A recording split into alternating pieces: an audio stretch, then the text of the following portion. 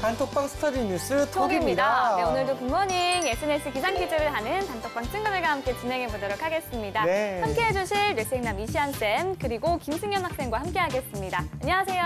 어서 오세요. 안녕하세요. 안녕하세요. 네, 오늘도 3문제 이상 틀렸을 경우에 진행할 벌칙 공개해 볼까요? 저는 이번에 3문제 이상 틀렸을 때 조건 학생 목마를 태우겠습니다. 오. 괜찮을까요? 해봐야지 알겠지만 뭐 저보다 가볍다니까 해보도록 하겠습니다. 네, 키가 크게 큰데요? 뭐 어떻게든 되지 않을까요? 그러게요. 네네. 알겠습니다. 자, 학생들의 셀프 벌칙 영상은 저희 방송 마지막에 공개하겠습니다. 그럼 다 같이 공부 시작해 볼까요? 열려라 단톡방. 안녕하세요. 안녕하세요. 다들 8시에. 대단합니다. 네. 자, 먼저 톡방 퀴즈 규칙부터 말씀드리겠습니다. 네. 문제가 나간 이후 5초 이내에 대답해주면 되고요. 네. 모르겠다 싶으면 초성 찬스 쓸 수 있습니다. 자, 쌤 힌트 많이 주세요. 동현 학생 같은 경우는 봄이 아나운서가 좀 더 힌트를 더 많이 주는 것 같아요. 그렇죠. 그래요? 더 귀여워하고 예뻐하는 것 같지 않습니까? 저는 몰랐는데 그럼 오늘 네네. 힌트 아예 안 주겠습니다. 아, 좋아요. 네. 네. 네, 알겠습니다. 문제 주세요. 적자 상태에서 상장돼 대박을 터뜨린 미국 전기차 업체를 본따서 국내에서도 성장 가능성이 있는 적자 기업을 코스닥 시장에 상장할 길을 터주는 일명 땡땡땡 요건이 연내에 신설됩니다. 금융위원회에서 발표한 이것은 무엇일까요? 아, 이거 너무 쉽지 않습니까? 이게 자동차. 다른 거는 다 모르겠는데 미국 전기차 업체 하나 알아서 아, 제가 아는 그 회사가 맞다면 기업입니다, 기업. 아니요. 그래요? 알겠습니다. 5초 간제 주세요. 정답은 테슬라 요건입니다. 테슬라 요건. 과연? 아닌데요. 정답입니다. 최고입니다. 테슬라 자동차를 우리가 알잖아요. 네. 테슬라가 테슬라. 자동차 회사구나 생각하는데 프라이팬 아니고 프라이팬? 그거는 테팔. 테팔. 미안. 테슬라가 네. 그 에디슨이 만든 게 GE라는 회사거든요. 네. 네. 제너럴 일렉트로닉. 네. 거기에 이제 수석 기술자예요. 아. 그래서 사실 에디슨이 낸 특허의 되게 많은 부분이 테슬라가 만들었다는 얘기가 있거든요. 그 기술자면서 과학자거든요. 살아있어요? 아니죠. 아. 지금 여기 나온 얘기는 이제 그 원래는 한 3천억 적자인 기업이었는데 이게 기술력이 워낙 독보적이다 보니까 네. 나스닥 상장했는데 그 인정이 돼가지고 공모를 해서 돈을 모았기 때문에 지금처럼 또 탄탄한 기업이 된 거거든요. 네. 그래서 좀 그 적자가 나고 그런다 하더라도 네. 기술이 괜찮다라고 한다면 이런 상장을 인정해주자. 뭐 이런 얘기가 나온 게 이제 테슬라 요건. 그래서 우리나라도 이제 신설돼서 하겠다 이런 얘기 있거든요. 알겠습니다. 네, 알겠습니다. 자, 네. 그러면 두 번째 문제 풀어볼게요. 야구 등 스포츠 경기에서 1위 팀이 자력으로 우승을 확정지게 되기까지 필요한 승수를 말합니다. 예. 미 대선 후보 힐러리 클린턴이 땡땡땡땡인 선거인단 270명을 눈앞에 두고 있다며 표현하기도 했는데요. 이것은 무엇일까요? 제가 야구를 되게 좋아해서 그래요? 그러면 또 알겠네요. 이것도 알겠습니다. 바로 정답 네, 맞춰보겠습니다. 5초 간접 주세요. 정답은 매직 넘버입니다. 매직 넘버. 과연 매직 넘버 정답입니다. 사실 우리나라 프로야구 같은 경우는 너무 좀 다 혼자 독식하는 구조였잖아요. 네, 맞아요. 재미가 없어가지고 오히려 매직 넘버보다는 이번 연도에는 트래직 넘버라는 말이 더 유행을 했죠. 네. 그건 뭐예요? 그러니까 꼴찌가 확정되는 패스예요. 그러니까 이렇게 몇 번 더 패하면 이 사람은 이제 아무리 해도 그 위에 팀이 더 꼴찌를 할 수는 없다 해서 꼴찌가 확정되는 패스였는데 그래서 트래직 넘버라는 말을 좀 더 많이 썼던 것 같아요. 네. 네, 알겠습니다. 자, 그럼 다음 문제 풀어볼게요. 세상을 떠난 사람들이 생전에 인터넷에 남긴 흔적인 디지털 유산을 청소해주는 온라인 상조 회사입니다. 온라인 인생을 지워주기 때문에 땡땡땡땡땡땡라 불립니다. 이것은 무엇일까요? 이거 27꼴리 할 때 그거 아닙니까? 이거? 예, 그런 야, 저도 이제 발전해 나갑니다.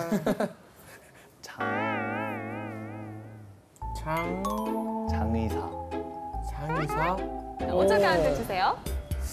정답은 디지털 장의사. 디지털 장의사.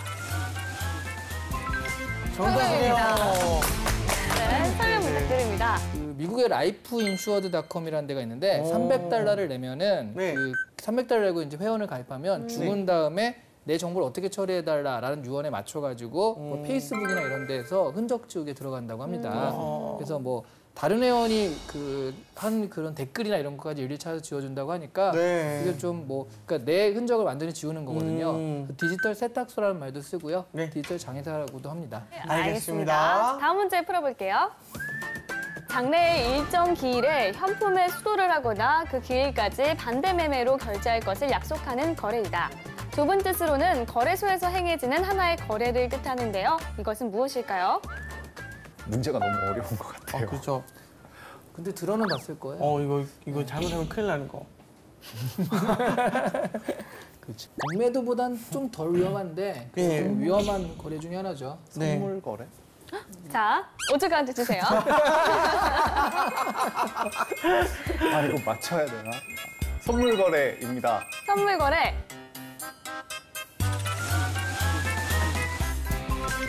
정답입니다. 선물 거래라는 게 굉장히 어렵게 생각하시는데 별로 어렵진 않아요. 그러니까 이때 내가 이 물품을 지금 돈 주고 사는 게 아니라 네. 내가 몇 개월 있다 사겠다라고 미리 사놓는 거예요. 네. 그 예를 들어서 가령 우리 재환 씨가 네. 가령 뭐 대학교에 초청하고서 행사를 하고 싶어요. 네. 그럼 원래 재환 씨를 초청할 때 뭐 얼마가 든다. 네. 뭐 그냥 가정에서 100원이라고 치면? 네, 100원이라고 치면 네.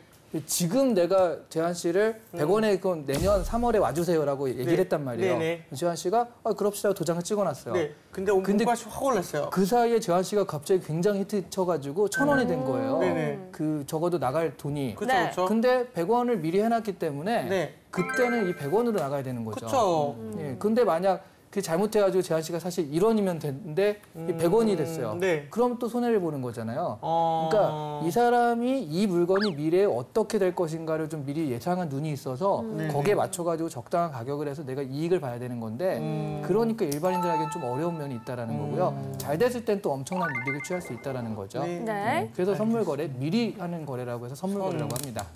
알겠습니다. 네. 자, 그럼 마지막 문제 풀어볼게요. 특정 품목의 수입이 급증하여 국내 업체에 심각한 피해 발생 우려가 있을 경우 수입국이 관세 인상이나 수입량 제한 등을 통하여 수입품에 대한 규제를 할 수 있는 무역 장벽의 하나입니다. 특정 품목의 수입이 급증하여 국내 업계에 중대한 손실이 발생하거나 그 우려가 있을 경우 가트 가맹국이 발동하는 긴급 수입 제한 조치인데요. 이것은 무엇일까요? 왠지 영어인 것 같네요. 네네. 영어입니다. 좀 헷갈려서 네네네. 뭐랑 헷갈려요? 아직 찬스를 안 썼잖아요. 네네. 그렇죠. 네.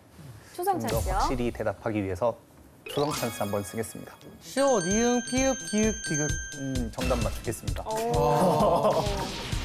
알겠습니다. 5초간 주세요. 정답은 세이프 가드입니다. 세이프 가드. 정답입니다. 5개를 다 맞췄네요. 맞췄어요, 오늘. 오, 대단한데요? 그러게요. 세이프가드 같은 경우는 쉬운 건 아닌데 네. 근데 이제 관세라는 부분이 요즘에 많이 얘기가 되니까 나오는 얘기들인데요. 이게 우리나라에 분명히 큰 위협이 되고 있다라고 했을 때 이제 몇 가지 조치를 취할 수가 있어요. 가령 수입 물품의 수량을 제한한다거나 관세를 조정한다거나 또 금융 지원 등을 한다거나 이런 식으로 좀 그런 부분들을 좀 보조해 줄 수 있다거나 막을 수 있는 걸 얘기하고요. 또 외환 시장에서 이 세이프가드라는 말도 따로 쓰이는데 이거는 외환 위기가 닥치거나 했을 때 일시적으로 외환 거래나 자본 이동을 중지시킬 수 있는 것들도 세이프가드라고 해서 말하자면 우리나라를 좀 보호할 수 있는 여러 가지 금융 조치들을 한꺼번에 좀 볼 수 있다. 그렇게 얘기할 수 있다라고 말할 수 있어요. 네, 알겠습니다. 자, 이렇게 해서 오늘 톡방 퀴즈 풀어봤는데요. 네. 오, 5문제 모두 다 맞췄습니다. 실력이 날로 늘어가고 있지 않나 이런 생각이 드는데 어땠나요? 물론 문제에서의 내용을 정확하게 알고 푼 건 아닌데 네. 그냥 제가 관심 있는 분야에서 알았던 것도 이렇게 또 다른 분야에서 적용이 될 수도 있고 이런 부분들을 좀 알게 되는 순간이었습니다. 네, 알겠습니다. 자, 이번엔 뉴스톡이 선정한 이슈 공부해볼까요?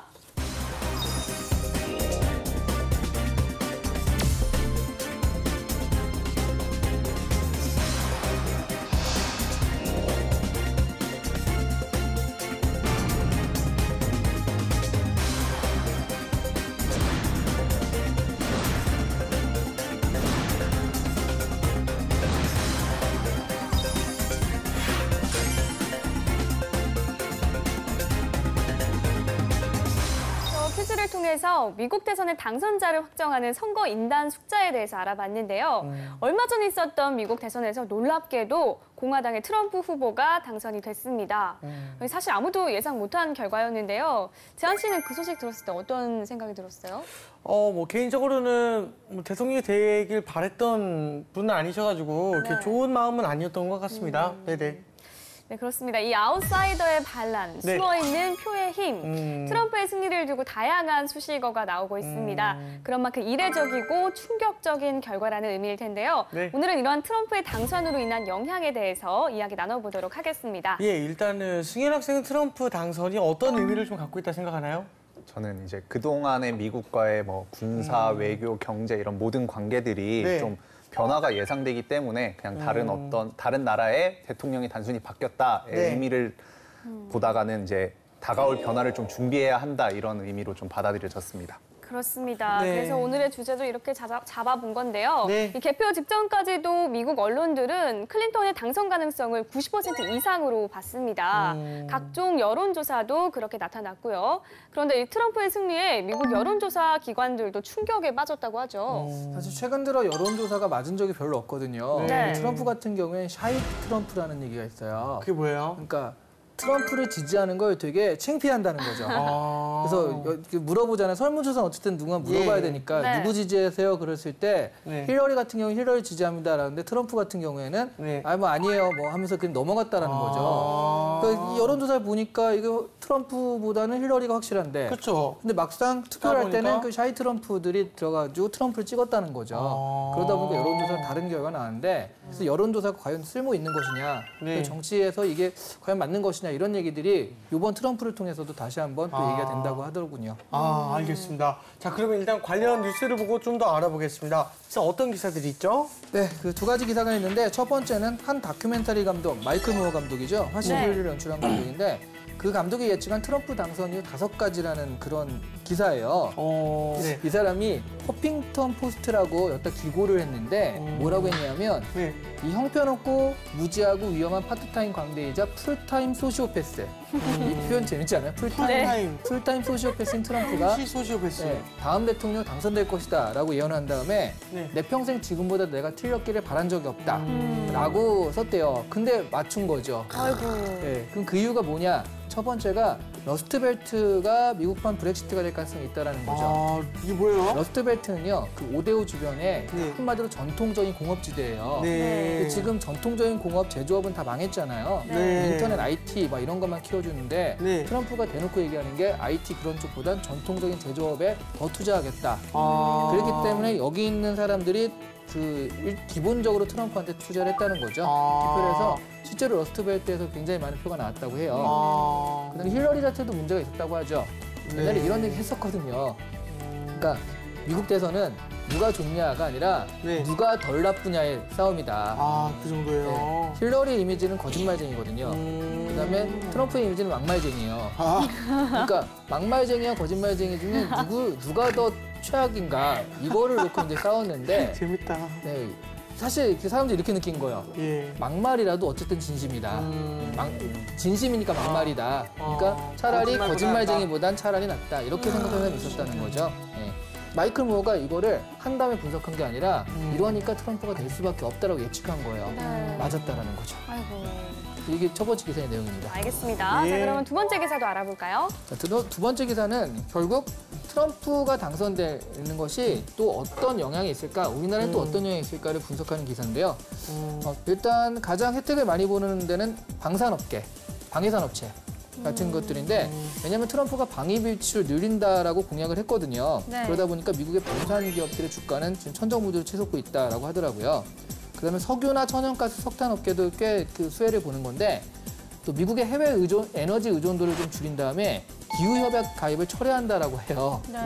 그러니까 우리가 파리협약도 소개를 했었잖아요. 네. 그것도 이제 오바마 같은 경우에 그걸 딱 지키겠다라고 했는데 트럼프가 난 아니야. 이렇게 해버리니까 사실 석유나 천연가스, 석탄 같은 경우들은 그런 이산화탄소를 많이 발생시키기 때문에 네. 사실은 없어져야 될 에너지라고 얘기가 되고 있는데 이 부분에서는 트럼프의 공약들이 이 업계한테 좋은 거죠.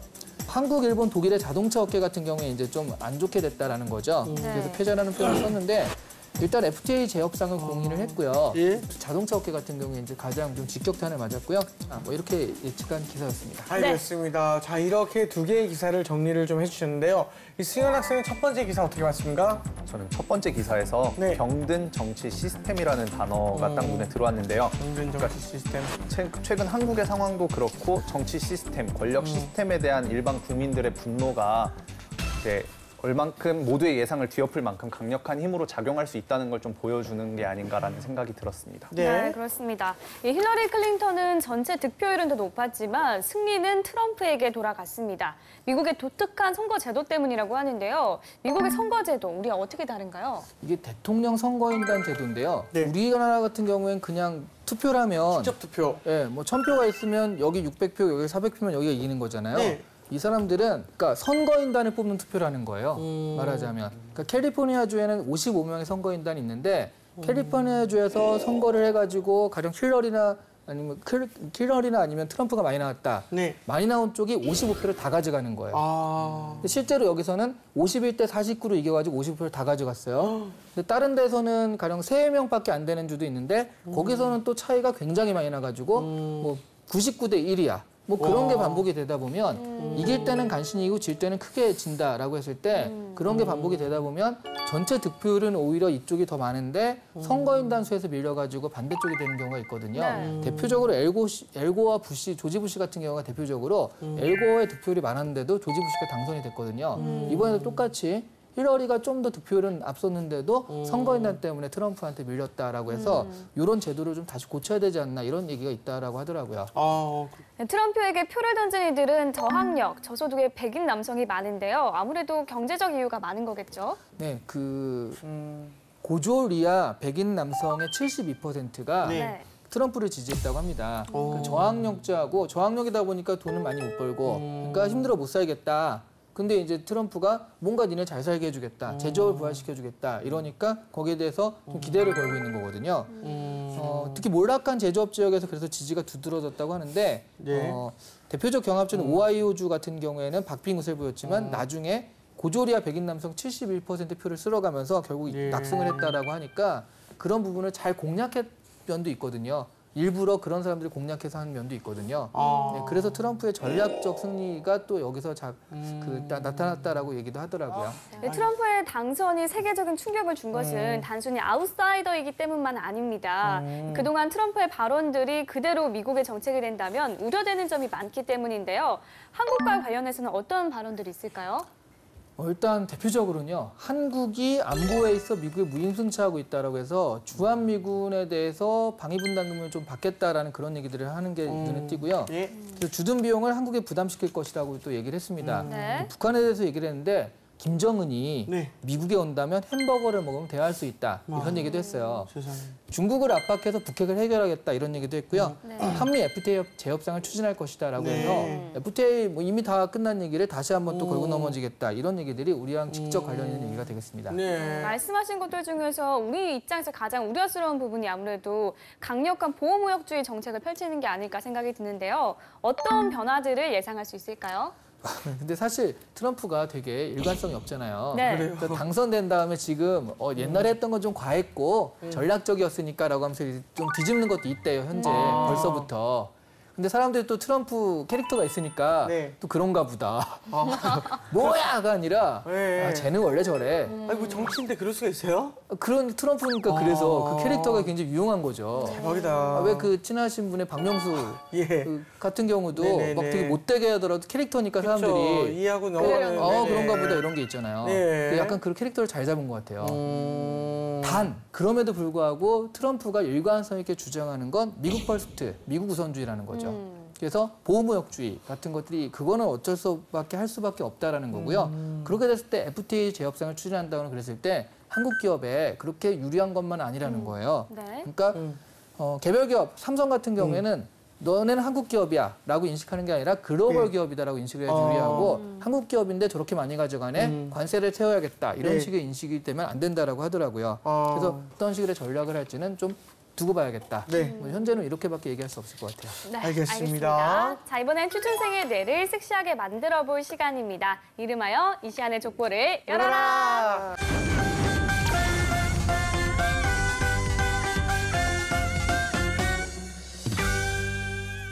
네, 오늘의 족보 공개해 주실까요? 네, 자 열어보겠습니다. 짜자잔. 트럼프 대통령 이후 수출 기업이라고 가정하고 대미 수출 전략에 대해서 이야기해봐라가 오늘의 주제입니다. 자, 오늘도 실전 면접처럼 진행해 보겠습니다. 승현 학생 시작해 주세요. 네, 일단은 급진적으로 보호무역 강화가 진행되기는 어렵다고 생각을 하는데요. 그러니까 보호무역의 강화가 단순히 뭐 미국의 경상수지를 뭐 흑자를 가져온다 이런 것은 아니기 때문인데요. 하지만 트럼프는 어떻게든 공약을 지키기 위해서 보호무역을 강화를 진행할 것이라고 생각이 됩니다. 이런 상황에서 가장 먼저 취할 수 있는 전략은 현지 공장 활성화 및 확장이라고 생각을 합니다. 뭐 현지 공장을 통해서 생산을 하면은 관세를 통한 어떤 피해를 최소화할 수 있다고 생각을 하고요. 또한 이게 직접 투자로서 트럼프가 원하는 부분은 일자리 창출 이런 부분들도 분명히 있기 때문에 현지 공장을 확장함으로써 일자리 창출, 그러니까 직접 투자를 해서 미국에도 분명히 혜택이 된다 이런 부분들을 강조를 하다 보면은 그런 뭐 FTA 재협상이나 이런 부분들에 있어서 충분히 저희가 어필할 수 있는 그런 부분을 가져올 수 있다고 생각을 합니다. 또한 현지 공장에서 이제 생산이 안 되는 제품들 같은 경우에 미국이 필요로 한다면은 그런 부분들은 미국도 수입을 해야 되기 때문에 그런 부분에 있어서 이제 경쟁력을 갖출 수 있는 제품들을 생산을 한다면 이런 부분에서 보호무역주의, 보호무역이 강화되더라도 충분히 메리트가 있을 것이라고 생각했습니다. 일단 현재 공장 활성화가 좋긴 좋은데 네. 아무래도 미국 인건비는 굉장히 비싸고 네. 그리고 그 안에서 했을 때 우리한테 좋은 우리한테 유리한 어떤 노동법이나 이런 게 있지는 않을 것 같아요. 네. 그럼 결과적으로 과연 이익이 남을 것인가 이런 부분을 생각해 봐야 될 것 같은데 어떻게 생각하세요? 그러니까 현지에서 생산을 했을 때 인건비나 이런 부분들은 올라갈 수 있지만 한국에서 생산을 해가지고 미국으로 가는 동안에 어떤 운송비나 이런 부분에서 충분히 이제 마이너스가 되기 때문에 비용의 절감 효과가 있기 때문에 그런 부분들은 어느 정도 해소가 가능하다고 생각하고요. 또 이게 단순히 그냥 그 안에서 미국에서 차를 팔아서 돈을 벌겠다보다는 지금 현재 트럼프는 어떻게 강경하게 뭐 FTA나 이런 부분들을 재협상을 해서 관세를 올리겠다 이런 입장이기 때문에 그런 부분들을 관세를 올리겠다는 거를 조금이나마 줄일 수 있는 방법으로는 저희가 어쨌든 협상을 할 때 이런 부분들로 충분히 어필이 가능하다고 생각을 했고 그 부수적인 어떤 메리트들이 충분히 따라올 것이라고 생각했기 때문에 현지의 공장화를 현지 공장 확장, 활성화하는 부분은 충분히 진행할 가치가 있다고 생각을 했습니다. 네, 알겠고요. 두 번째 얘기한 게 경쟁력을 강화시킨다는 건데 이거 너무 추상적인 얘기 아니에요? 그러니까 실제로 뭐 철강 업계 같은 경우에는 뭐 미국에서 생산하지 않고 있는 그런 부분들을 한국에서 생산하고 있다고 저는 알고 있거든요. 그러니까 명확하게 어떤 철강 제품인지는 정확하게 기억은 안 나지만 그런 부분들은 미국에서도 이제 수입을 해야 되는 것이기 때문에 충분히 그런 부분에서는 관세 같은 부분이 좀 부과하기도 미국이 부담스럽지 않나. 그런 걸 중국에서 수입할 수도 있잖아요. 그러니까 제가 알기로는 중국에서 그 원자재를 한국이 수입을 해가지고 한국이 중간에서 그걸 다시 재가공을 해가지고 미국으로 가져가는 걸로 알고 있거든요. 그럼 말하는 건 네. 정말 굉장히 특이한 한두 가지 물품일 것 같은데 그런 부분들을 저희가 계속 찾아서 그러니까 우리가 미국에 팔고 싶은 게 아니라 미국이 우리나라에서 사고 싶어 하는 물건들을 좀 만들 필요가 있다라고 생각을 했습니다. 이전엔 그걸 하기 싫어서 안 했을까요, 우리나라가? 몰라서 안 한 부분들도 있기 때문에 그런 부분들을 좀 찾아내는 노력이 필요하지 않나라고 생각했습니다. 네, 여기까지 하겠습니다. 알겠습니다. 선생님, 이런 유형의 문제는 이제 어떤 기업에서 출제를 하는지 또 질문의 의도가 무엇입니까? 이런 문제는 진짜 네. 지금 수출 기업이라면 전부 다 아, 거의 다. 네, 다 지금 스스로 지금도 전략을 세우는 중이겠고요. 뭐 취업 준비생이 면접을 보러 왔다 그러면 얼마든지 물어볼 수 있는 그런 질문이라고 할 수 있겠네요. 예. 네. 자, 그렇다면 실전이라면 어떻게 답을 해보는 게 좋을까요? 근데 첫 번째는 현지 공장 활성화해서 거기서 하겠다는 얘기는 굉장히 괜찮았어요. 네. 그 안에서 또 제가 그다음 추석 질문했는데도 잘 그거 했고요. 그건 괜찮은데 뒤에는 좀 추상적이긴 했거든요. 그렇게 해서 네. 구체적으로 얘기한 다음에 경쟁력은 뭐 그런 걸 찾아서 하겠다라는 얘기는 앞으로 찾아나가겠다라는 얘기는 예. 좀 추상적이어서 만약 그 얘기를 정말 하고 싶었다라고 한다면 그런 부분에 이런 거 저런 구체적 예를 들어서 노력하면은 또 발굴하려고 하면 이런 것도 할 수 있지 않냐라고 해서 그런 식으로 보여준든가 아니면 조금 더 하여튼 구체적인 어떤 안을 제시하든가 하는 게 좀 더 좋았을 것 같아요. 네, 알겠습니다. 네. 그러면 승현 학생은 선생님 평가 어땠습니까? 저는 오늘 솔직히 이걸 준비하면서 네. 힐러리가 될지 트럼프가 될지를 모르는 상황에서 이제 그랬어요? 준비를 시작을 했었거든요. 네. 그래서 제발 힐러리가 됐으면 좋겠다. 트럼프가 됐을 때는 저... 너무 어려울 것 같다. 네네. 그러니까 당장에 제가 이 문제를 받아볼 때 너무 네네네. 어려울 것 같다라는 생각을 해서 그랬는데 이제 트럼프가 딱 되고 나서 어떡하지 했는데 그러니까 좀 필요한 부분인 것 같아요. 저도 네. 이렇게 뭐 영업이나 뭐 마케팅 이런 부분을 또 지원을 하려고 하다 보니까 그쵸. 이제 미국과의 관계는 뗄래야 뗄 수 없기 때문에 이런 맞아요, 부분들은 맞아요. 좀 많이 공부를 해야 되지 않나 네. 생각했습니다. 네, 알겠습니다. 이렇게 해서 이쌤의 족보 열어봤고요. 이번에 우리 단톡방 친구들과 함께 공유하고 있는 주제 알아볼까요? 오늘의 주제는 역대급으로 어려울 수 있겠다는 생각이 듭니다. 이게 내용보다는 감정적인 문제가 네, 있는데 그렇죠. 두 분 MC도 아마 좀 어렵지 않을까 싶은데 예. 트럼프 대통령에게 축사를 보낸다면 어떤 내용으로 보내겠습니까? 하는 게 오늘의 주제입니다. 예. 일단 뭐 저부터 시작을 하겠습니다. 네. 네. 그 당선을 되신 거는 당연히 이제 인간된 도리로서 축하를 드리는 것은 당연한 것이고요. 그 제가 원했던 대통령 아닙니다. 저만큼 생각했던 전 세계 인구가 반 정도는 될 것이고 원했던 대통령 이게 원하셨던 분들도 반 정도는 될 것인데 모든 사람의 사랑을 다 받을 수는 없는 거 아닙니까?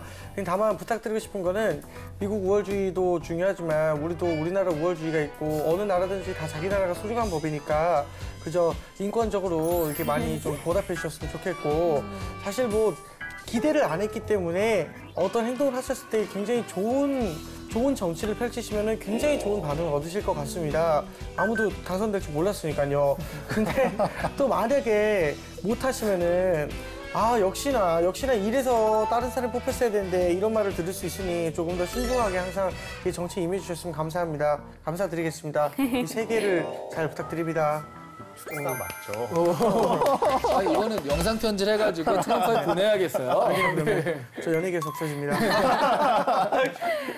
저도 한번 해보자면 일단은 네. 뭐 당선되신 대통령 당선을 진심으로 축하드립니다. 네. 뭐 우여곡절 끝에 당선이 되었고 많은 분들이 기대와 우려를 동시에 보내고 있는데 네. 그 우려마저 기대로 바꿀 수 있는 지혜로운 대통령이 되시길 바라겠습니다. 그리고 한미 관계에 대해서 많은 이야기를 해야 할 것 같은데 햄버거 먹으면서 자유롭고 허심탄회하게 이야기를 많이 나눴으면 좋겠습니다. 다시 한번 진심으로 축하드립니다. 이게 정상적인 축사 아닙니까 이게? 그렇죠. 제가 좀 이상한 것 같은데 다시 한번 네. 할까요? 아니에요. 알겠습니다. 좋았어요, 정말. 네. 예. 그럼 우리 톡방 친구들 의견 한번 확인해 볼까요? 네, 좋습니다. 소희 학생, 트럼프 대통령께 미국에는 정말 다양한 사람들이 살고 있고 그것이 지금의 미국을 만든 원동력이라 생각합니다. 부디 그들 모두를 위한 정책을 펼쳐 미국을 더 굳건히 만드실 수 있기를 기원합니다. 또한 한국과의 안보경제 동맹관계를 굳건히 이어나갈 수 있길 바랍니다. 태희 학생, 트럼프 대통령님께 여러 걱정과 논란이 많지만 그래도 한 나라의 대통령으로서 올바르게 국정을 수행하실 것으로 기대합니다. 온유 학생, 트럼프, 당신을 부러워하는 사람들도 많습니다. 재력, 멋진 가족, 그리고 미국의 대통령까지 축하드립니다. 당신은 매우 센스 있고 대중을 잘 알기에 세계의 존경을 받으려면 어떻게 해야 할지 아주 잘 알 것이라고 생각합니다. 수많은 우려에도 불구하고 따뜻한 리더십을 보여준다면 당신은 반전 매력의 사나이가 될 것입니다. 유리 학생, 도널드 트럼프 대통령님께 공약을 하면서 발표했던 정책들의 소신 있는 발언들을 기억하고 있습니다. 많은 이들의 예상을 뒤엎고 당선이 되신 만큼 기대를 넘는 활약을 보여주실 거라 믿습니다. 네, 축사가 있었네요. 유세현 씨 어때요? 친구들 의견? 저는 소희 학생 의견이 좀 눈에 들어왔거든요. 어떤 점이요? 그러니까 트럼프 대통령 자체가 네. 약간 아메리카 퍼스트라는 얘기를 하면서 시작을 했는데 그러니까 미국에는 정말 다양한 사람들이 살고 있고 뭐 미국을 만든 원동력 이게 사실 미국이 가장 지향하는 부분이 아닌가. 그렇죠. 그래서 그런 부분들을 얘기해주면서 이렇게 좋은 방향으로 나아가자라고 얘기했기 때문에 소희 학생 의견이 가장 눈에 네, 들어왔습니다. 선생님 베스트 댓글과 함께 뽑아주시겠어요? 이게 사실은 우리가 트럼프 대통령한테 진짜 가는 게 아니거든요. 그렇죠. 그 면접 문제 나왔다 가정하고 했을 때 네. 사실 이런 문제는 그러면 다 비슷한 얘기를 할 수밖에 없어요. 그렇죠. 그럼 다른 얘기를 하는 사람이 누구냐 여기에 이제 눈에 들어오게 되는데 그래서 저는 누구죠? 재환 씨가 오. 그러니까 그런 게 있었거든요. 그러니까 사실 네. 가능한 제가 MC 가운데는 안 뽑으려고 했는데 오늘 재환 씨 얘기는 아주 귀에 딱 들어오는 게 감사합니다. 워낙에 기대를 안 했기 때문에 조금만 네네네. 잘해도 이제 굉장히 칭송받을 수 네, 있다. 예. 잘해라 뭐 이런 얘기들이 예, 예. 계속 들어오더라고요. 고맙습니다. 그래서 뭔가 천편일적이나 좀 다른 얘기를 했기 때문에 예, 예. 그러면서 면접 질문에서 만약 했다라고 한다면 정말 재환 씨 의견이 딱 눈에 들어오는 의견이 오. 되거든요. 재환 씨 뽑겠습니다. 감사합니다. 아니, 되게 기분 좋아요, 이런 거. 자, 유재한 MC가 베스트 댓글로 칭찬됐습니다. 네, 축하드립니다. 감사합니다.